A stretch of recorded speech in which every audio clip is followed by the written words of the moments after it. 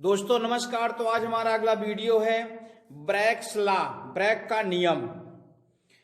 तो हम जानते हैं कि किसी भी क्रिस्टल पर जब एक वर्णीय एक्स किरणें आपतित होती हैं, जिसको मोनोक्रोमेटिक एक्स किरणें कहते हैं, तब वो क्रिस्टल के परमाणुओं के द्वारा विवर्तित हो जाती हैं।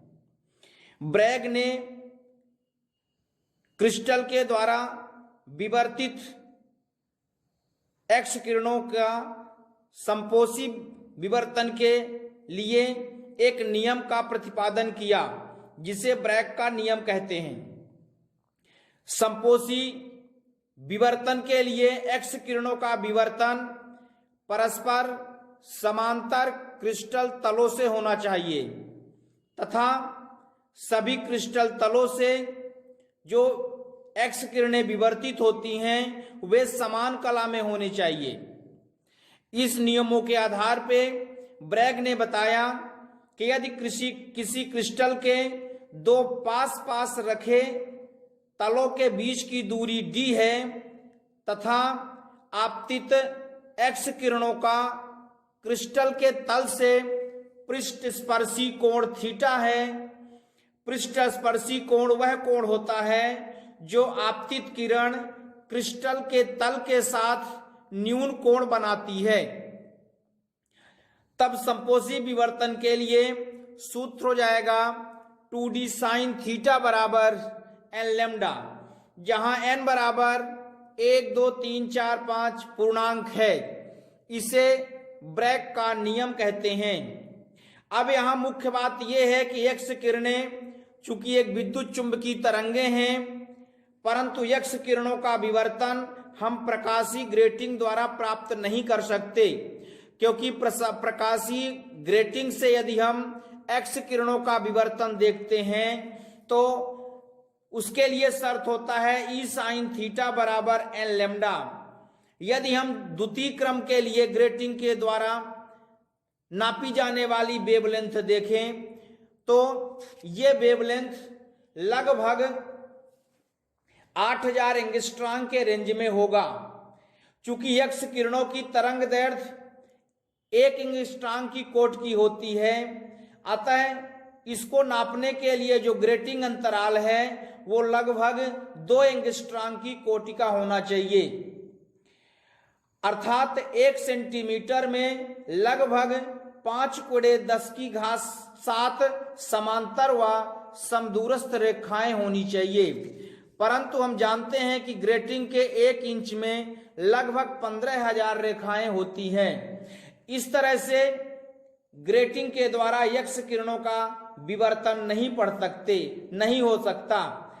अर्थात यदि हम एक्स किरणों का विवर्तन करना चाहें तो हम एक्स किरणों को क्रिस्टल के द्वारा ही विवर्तित करके एक्स किरणों के बारे में स्टडी कर सकते हैं।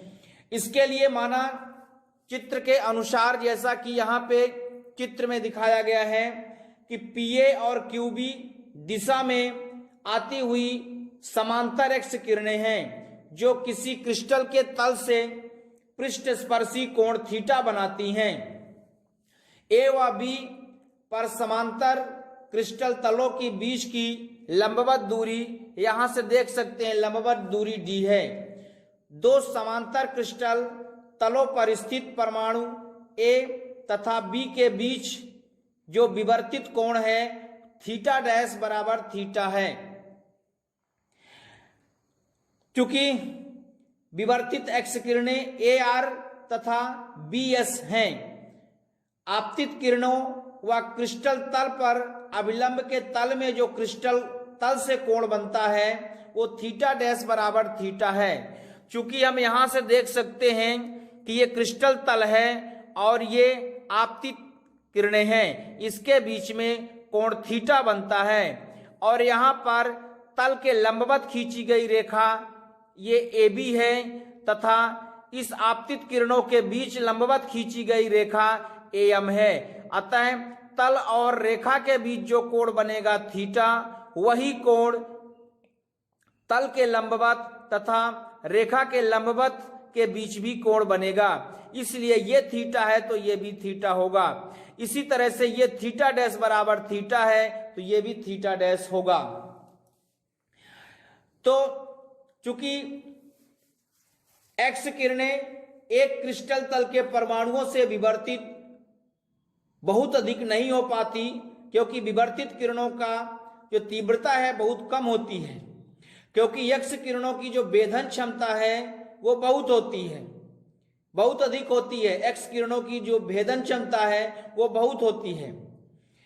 अतः आवश्यक है कि सभी क्रमागत क्रिस्टल तलों के परमाणुओं से प्राप्त विवर्तित एक्स किरणें समान कला में होनी चाहिए, अर्थात जो चित्र में AR व BS किरणें हैं इन दोनों के बीच समान कला होना चाहिए। अर्थात हम ये कह सकते हैं कि जो किरणें AR है और किरणें BS है इनके बीच मार्गांतर λ/2 का समगुणक होना चाहिए।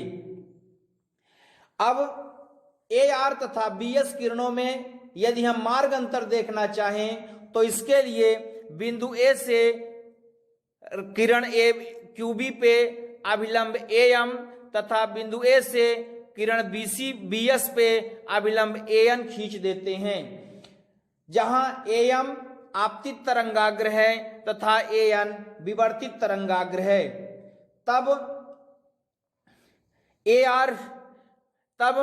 PAR तथा QBS के बीच जो मार्गांतर है डेल बराबर हो जाएगा आपका MB प्लस BN ये मार्गांतर होगा। अब हम यहां से देख सकते हैं चूंकि ये कोण है तो ये लंब होगा, ये कोण है तो ये लंब होगा, मतलब परपेंडिकुलर होगा।